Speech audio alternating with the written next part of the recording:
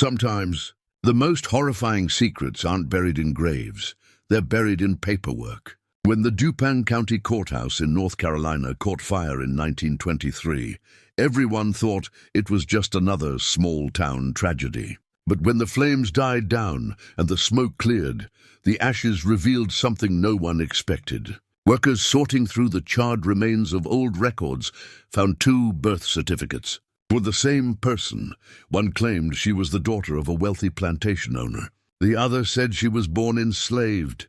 That single contradiction, those 2 pieces of paper, would unravel nearly a century of lies. Because hidden behind those forged documents was a story so disturbing, it blurred the line between family and property, love and ownership, humanity and greed. What the fire exposed was not just a clerical error. It was the unmasking of a crime so monstrous it had taken generations to stay buried. This is the story of Hollowest Plantation, and of the man who sold his own grandchild to save his land based on true events. 1846, Dupin County, North Carolina. Before we go deeper, where are you watching from tonight? Drop your country or city in the comments. And if you're new here, hit that subscribe button. We uncover the darkest true stories that history tried to erase. Now, back to Hollowest. Hollowest wasn't just another plantation. Built high on a ridge overlooking the Black River, it was a symbol of wealth.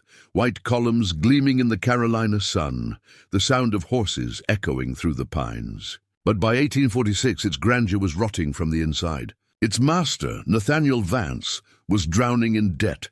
Tobacco prices had collapsed. The bank was closing in, and Nathaniel, proud, aging, obsessed with appearances, was desperate to keep the Vance name from crumbling into shame.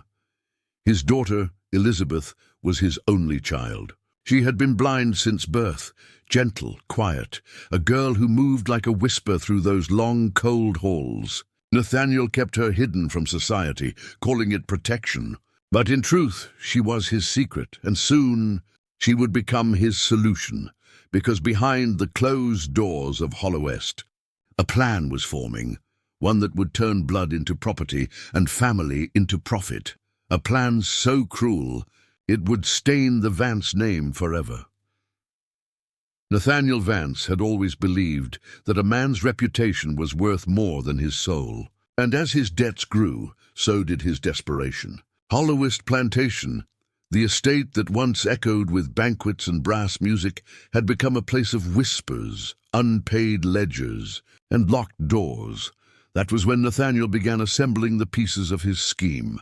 First came Dr. Ephraim Stokes, a local physician whose medical practice was falling apart. His gambling debts had turned him from healer to errand boy for the powerful. Nathaniel didn't need to threaten him. A single envelope of cash was enough to buy his silence. Then came Magistrate Calvin Pritchard, the county official whose signature could turn fiction into law. Pritchard was known for 2 things, his greed and his discretion. He had buried enough scandals for the plantation elite to know that loyalty for him was always for sale.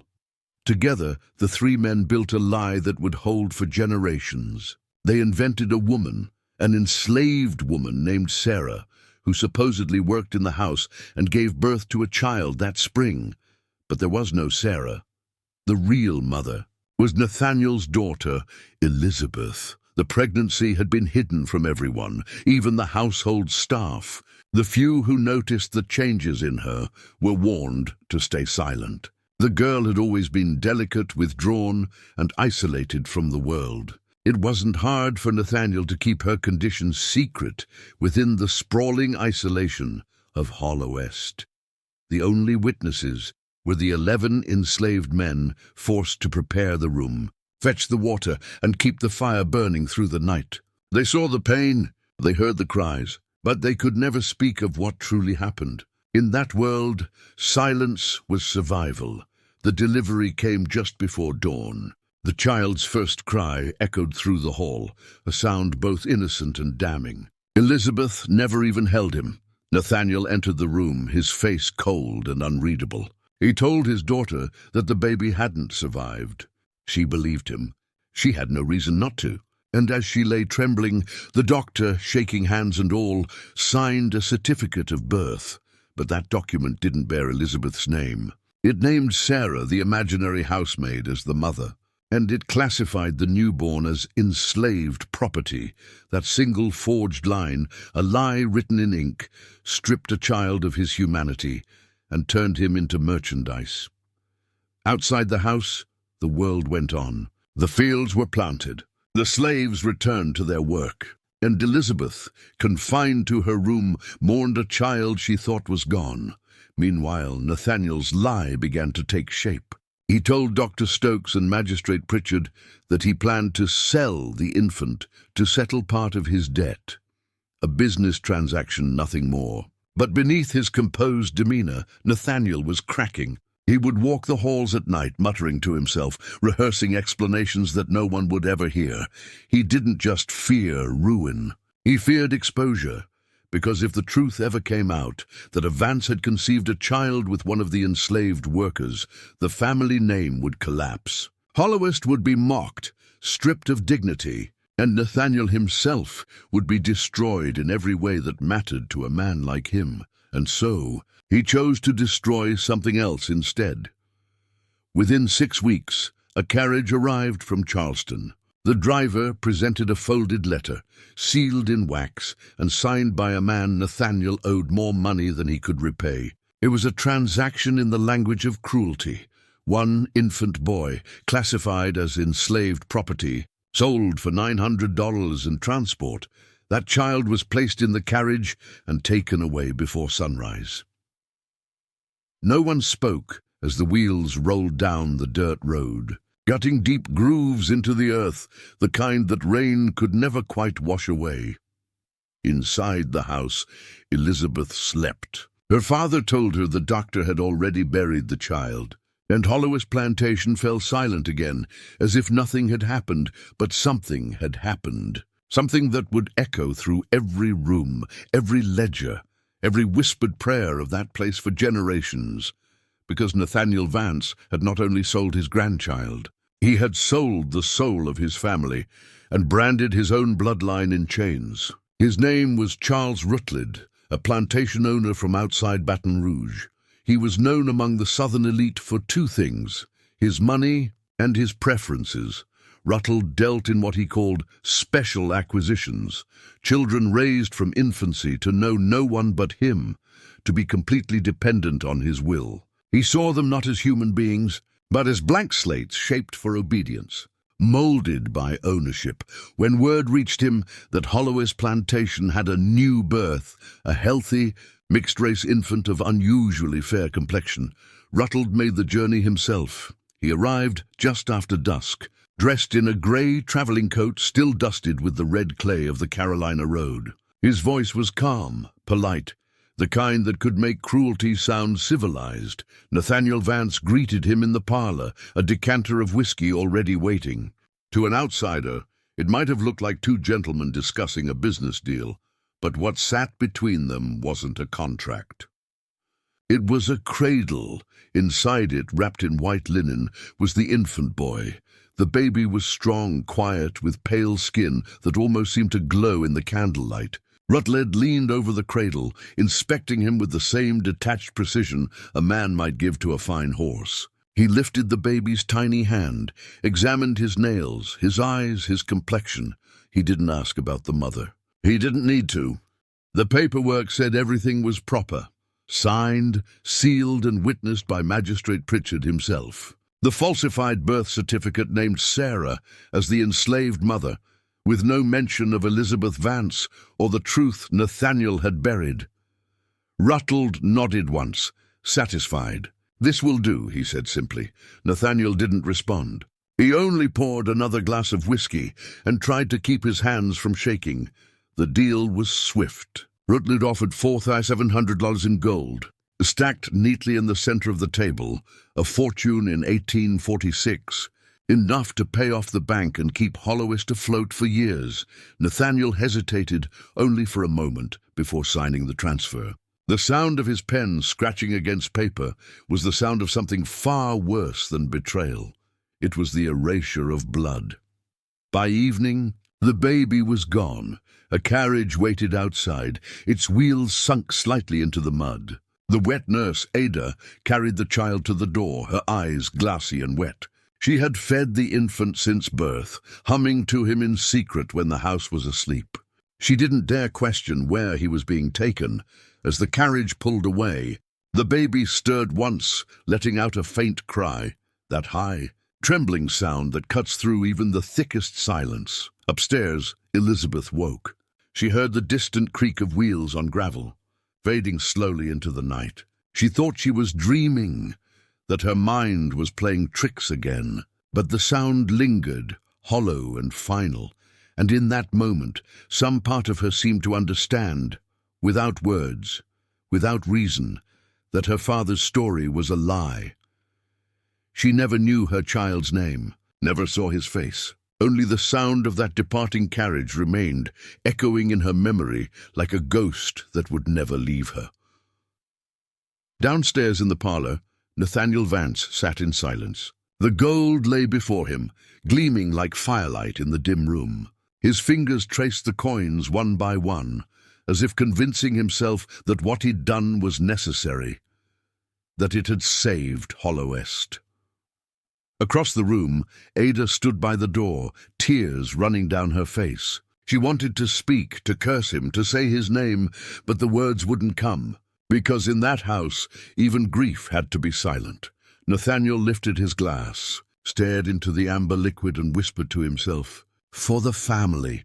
But the words sounded hollow, like the echo of a prayer that no God could hear.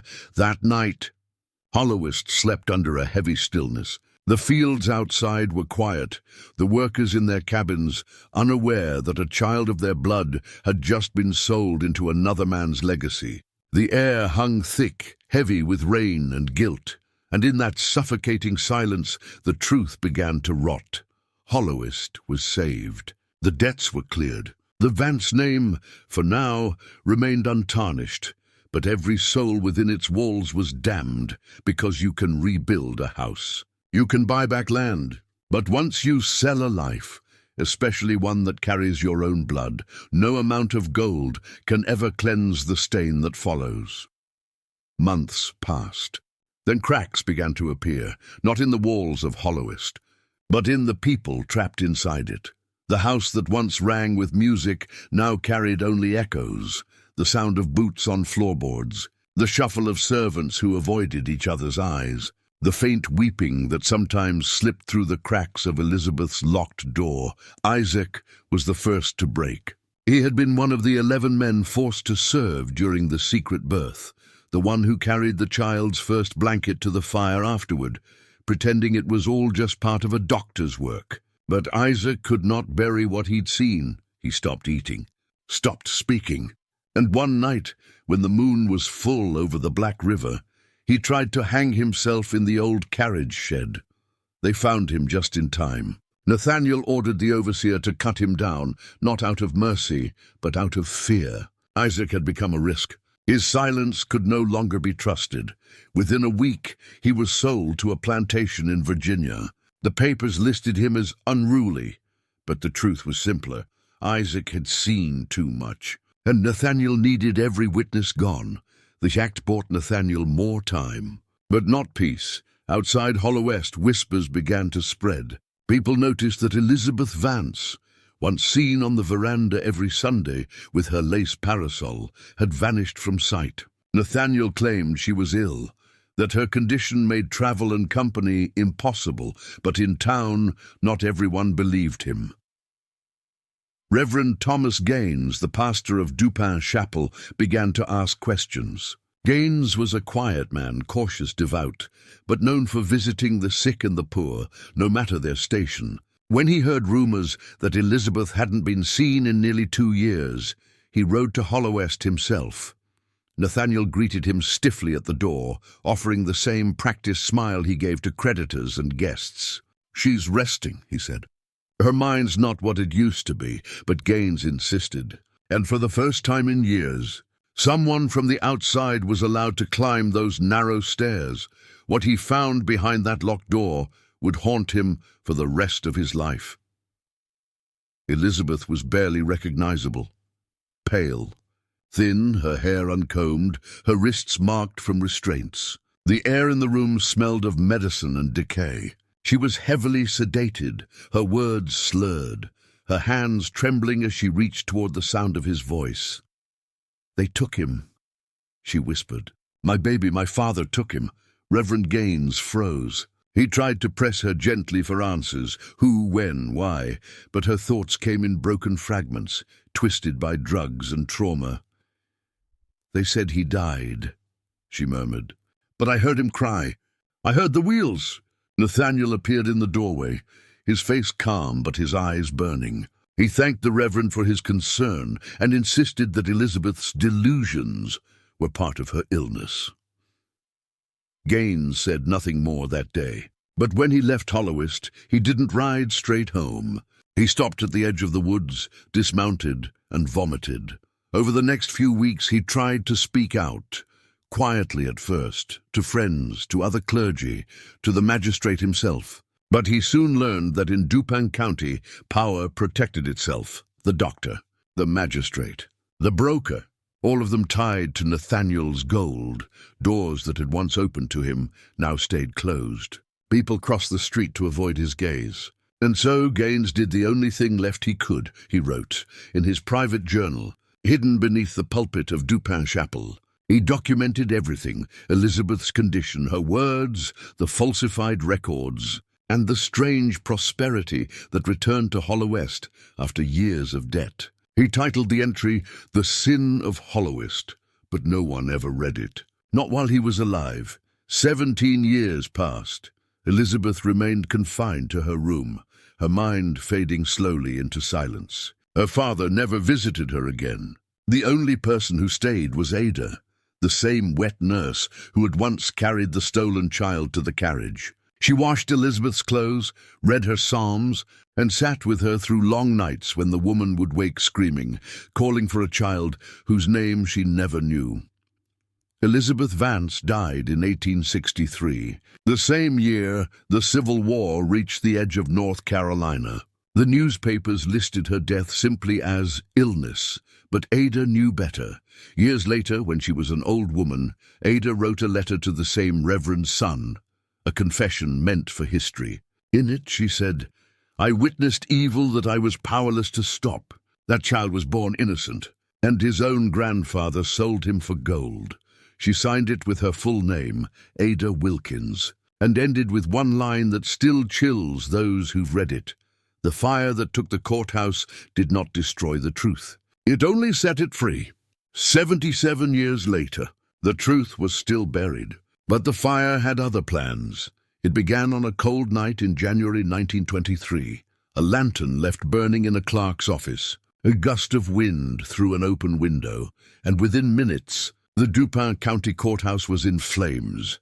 By morning, only the brick shell remained. Dozens of county records, deeds, property ledgers, wills, had been reduced to ash. But as workers sifted through the blackened ruins, they found something strange in a partially burned metal drawer. 2 birth certificates, both for Elizabeth Vance. One listed her as white, daughter of Nathaniel Vance. The other, charred at the edges but still legible, listed her as colored, born to Sarah, enslaved 1846. The clerks were baffled. The names, dates, and county seals all matched. The only difference was race. The discovery caught the attention of Harold Jensen, a young historian working for the state archives in Raleigh. He was curious. How could one woman be recorded both as a plantation heiress and as enslaved property? He began to dig. What started as a routine archival inquiry quickly turned into an obsession. Jensen requested every surviving record connected to Holloweist Plantation. He searched local newspapers, probate records, even personal letters preserved by the descendants of the Vance family, and then, deep within a box of unsorted county ledgers, he found it, an entry from April 1846, a bill of sale. It documented the transfer of an infant named Thomas, listed as mulatto, male, 6 weeks of age, sold from Nathaniel Vance of Holloweist Plantation to Charles Rutledge of Baton Rouge. The purchase price, $4,700 in gold. The document was signed by Magistrate Calvin Pritchard and Dr. Ephraim Stokes, the same names. Jensen had seen on the 2 birth certificates. Same magistrate, same doctor, same date. That realization hit Jensen like a hammer. This wasn't an administrative error. It was a cover-up, one that had lasted nearly a century. In the fall of 1924, Jensen published his findings in the Southern Historical Review under the title, The Vance Family Mystery. The article sent shockwaves through the academic world. For the first time, there was documented evidence that a plantation owner had sold his own blood relative using falsified records and the machinery of law to turn a child into property. Jensen's research exposed not just one man's crime, but an entire system that had enabled it. The judges, the doctors, the churches that had stayed silent. The story might have ended there, dismissed as a tragic curiosity of the past. But history wasn't finished revealing its ghosts. In 1931, a renovation at the Dupin Chapel unearthed a small wooden box beneath the pulpit. Inside was Reverend Thomas Gaines's journal. The pages, yellowed and brittle, detailed everything. His visit to Hollowest, Elizabeth's confession, and the terror that silenced him. Then, 16 years later in 1947, an elderly woman's letter surfaced in a private collection. It was written by Ada Wilkins, the wet nurse who had served the Vance family. Her words echoed across time like a confession whispered through smoke. I witnessed evil that I was powerless to stop. That child was born innocent, and his own grandfather sold him for gold. With those 2 discoveries, the final pieces of the Hollowest puzzle fell into place. The courthouse. Fire that was meant to destroy history had instead unearthed it, revealing the rot that had festered beneath the polished legacy of a Southern dynasty. And, long after Hollowest Plantation itself crumbled into ruin, the truth remained, written in ash, ink, and guilt. Hollowest Plantation still stands in ruins. Its brick foundations are buried beneath creeping vines. A few broken walls lean toward the earth, like the bones of something too ashamed to remain standing. There are no screams now, no shadows moving behind the shutters. Only the sound of the wind through the cypress trees, whispering names that history tried to forget. Walk the grounds today, and you'd never know what happened there. There's no marker, no monument, just silence and soil heavy with memory. But the truth has a strange way of surviving. Through burned pages, through the handwriting of a frightened reverend, through a nurse's trembling confession, and a historian's stubborn curiosity. The people who suffered at Hollowest, they never got justice, but they left something behind, fragments of truth scattered across decades, waiting for someone to listen. They remind us that evil doesn't always wear a monster's face. Sometimes it looks like a father balancing his accounts. Sometimes it speaks with the calm assurance of a man convinced that what he's doing is right. And sometimes it hides behind seals and signatures, all perfectly legal. That's what makes it so terrifying, because evil that believes itself righteous is the kind that lasts the longest. The sale of one child, born into love, condemned by blood, wasn't just a family's shame. It was a reflection of a nation's sickness. A world built on contradictions, preaching salvation while profiting from chains, and when we call it history, we make the mistake of thinking it's over, but maybe it isn't.